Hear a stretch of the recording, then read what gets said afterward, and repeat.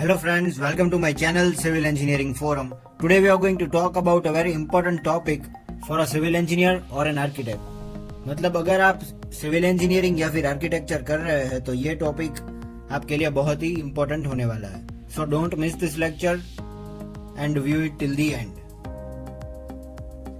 And the topic is setback, जिसे हम building setback भी बोल सकते हैं. And this topic is entirely covered under the subject building planning and drawing, and it is the part of a building bylaw, or we would say that it is a very important terminology under building bylaws. तो हम बहुत से figures और examples के साथ देखेंगे कि building setback है क्या, what are its requirements and why is it important. So let us start with the topic. It is also referred to as a building line. तो इसे हम बिल्डिंग लाइन भी बोल सकते हैं. सेटबैक, बिल्डिंग सेटबैक या फिर बिल्डिंग लाइन. सेटबैक में भी डिफाइंड एज फ्रंटेज मार्जिन और open space in front of the abutting street और रोड. इसका मतलब है कि हमारे बिल्डिंग और स्ट्रीट के बीच में जो भी गैप है, ओपन स्पेस है, इन टेक्निकल टर्म्स जो भी फ्रंटेज मार्जिन है उसे हम सेटबैक बोलते हैं.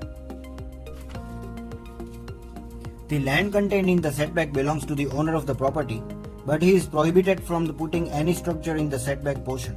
मतलब यहाँ पे जो पोर्शन रहता है सेटबैक का, मार्जिन का, it definitely belongs to the owner of the property. ये प्रॉपर्टी का जो ओनर है उसी का रहता है, but he is prohibited to use this portion. वो इस्तेमाल नहीं कर सकता, इसके ऊपर कोई कंस्ट्रक्शन नहीं कर सकता, according to building bylaws. The width of the setback depends upon the area in which plot is located. Size of the plot also determines the width of the setback. इसका मतलब है कि ये जो मार्जिन है उसका मैग्नीट्यूड, उसकी value जो है वो कंप्लीटली हमारा प्लॉट कहाँ पे सिचुएटेड है और प्लॉट की साइज क्या है उसके ऊपर डिपेंडेंट है. तो अगर आप अपने एरिया में मिनिमम कितना सेटबैक रिक्वायर्ड है वो जानना चाहते हैं तो नजदीक का जो कॉर्पोरेशन है वहां से या फिर कॉमन जीडीसीआर रिफर कर सकते हैं, जिसमें एरिया के हिसाब से डिटेल में आप लोगों को ये सभी सेटबैक वैल्यू दी गई है. And you can directly download this GDCR from the internet, and the full form of which is general development control regulations.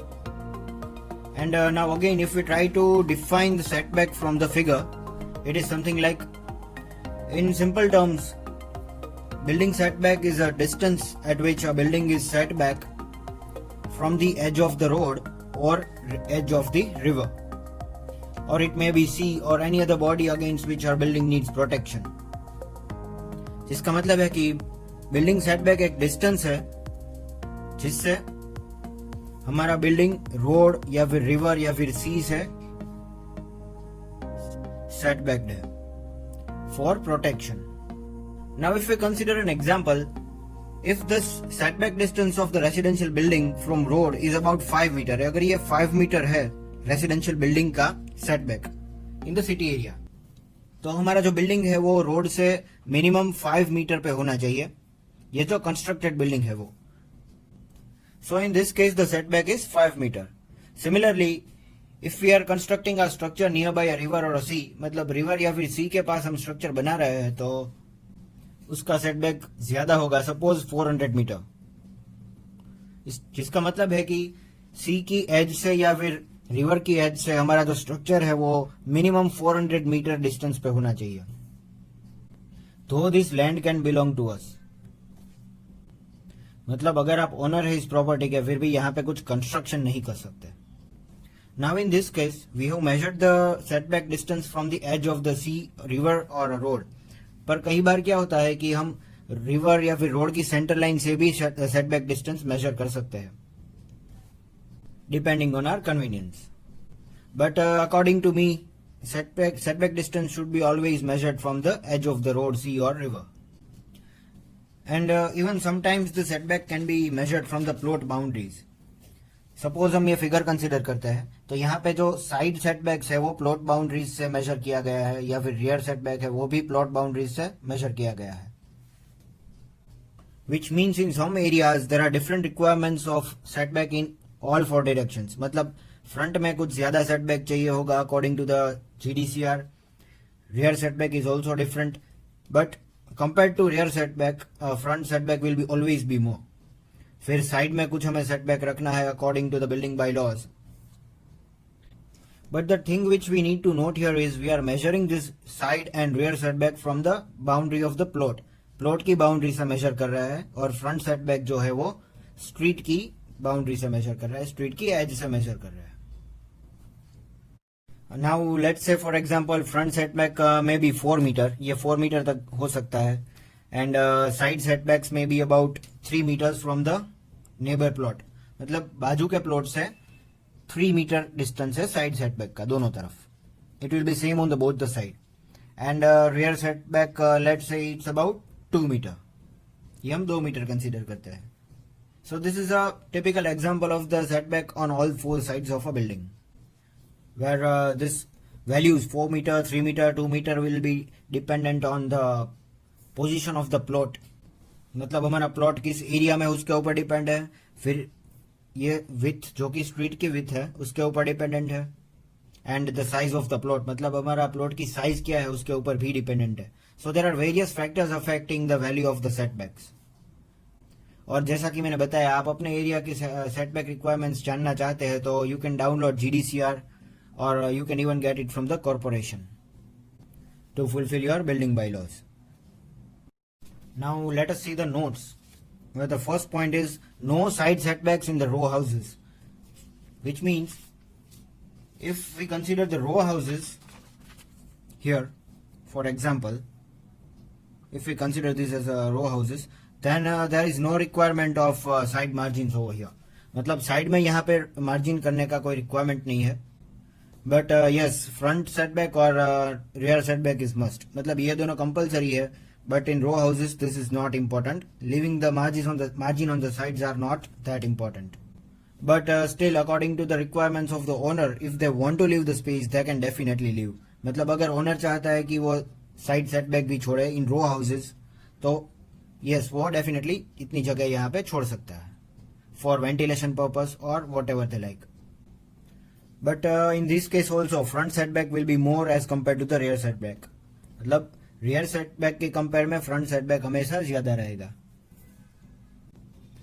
Then after our next point is overhanging and cantilever structures are not considered, which means are not considered as a part of building boundary.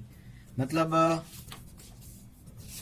अगर यहाँ पे हमने कोई cantilever gallery की है, suppose यहाँ पे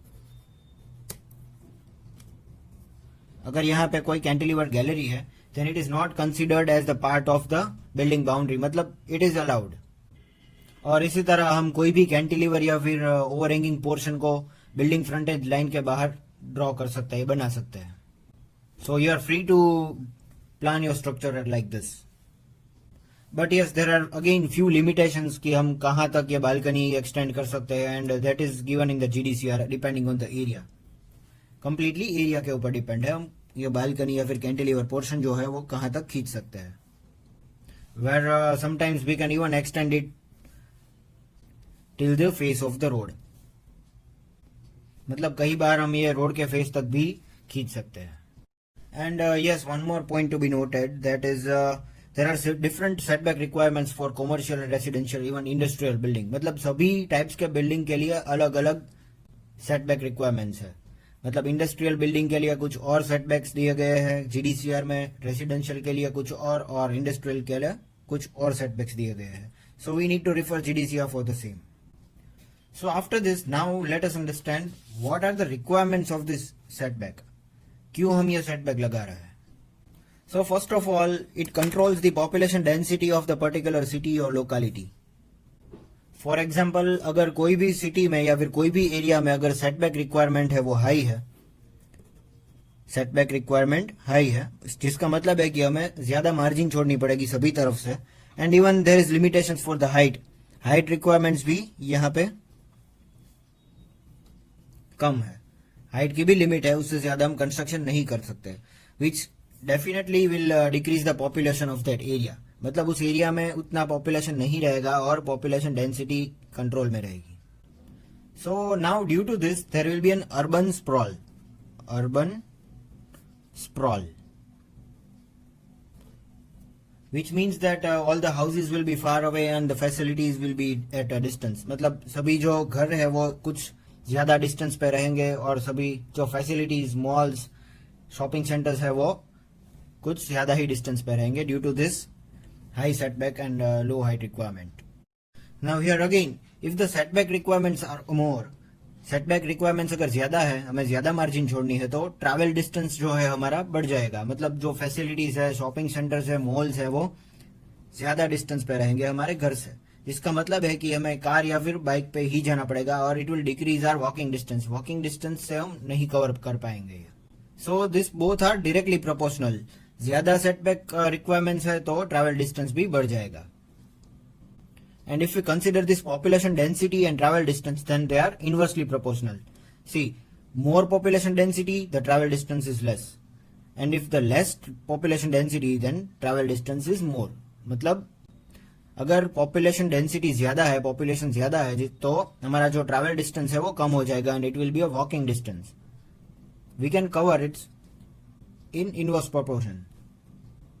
और अगर पॉपुलेशन जो है वो हमारे एरिया का कम है, जिसका मतलब है कि हमारा ट्रैवल डिस्टेंस जो है वो बढ़ जाएगा. Will have to use a car और a bike for each and everything. So depending on the setback requirements and the facilities you have to decide the area in which you want to live. Then our next point is safety. मतलब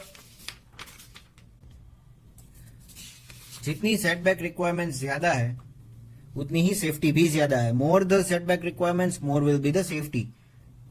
सी here we can see the 4 meter, 3 meter, 2 meter. So we can say that it is having enough setback requirements. अगर यहाँ पे setback requirements ज्यादा है तो ये चारों तरफ से ओपन रहेगा और सेफ रहेगा, सिक्योर रहेगा हमारा घर. So we can say that setback is required for safety और security. Then after next point is drainage and utility spacing. मतलब ये जो एरिया है हमारे घर के मार्जिन में, वहां पे हम ड्रेनेज और यूटिलिटी स्पेस है, वहां पे सब हम फैसिलिटीज सेट कर सकते हैं. And even we can have the gardens over here. Then our next point is aesthetic purpose. हाँ, तो जैसा कि मैंने बताया कि हम यहाँ पे गार्डन भी लगा सकते हैं and it can increase the visual look of our property. मतलब जितना ज्यादा सेटबैक है उतनी अट्रैक्टिव हमारी प्रॉपर्टी लग सकती है. So it is in direct proportion. And the last point is ventilation. So more are the requirements for setback, more will be the ventilation. मतलब चारों तरफ से अगर ये ओपन है तो डेफिनेटली सनलाइट और विंड यहाँ पे इजीली एंटर कर सकती है और it can have a good health and hygiene. So friends, this was all about today's topic, building setback. Thank you and keep watching.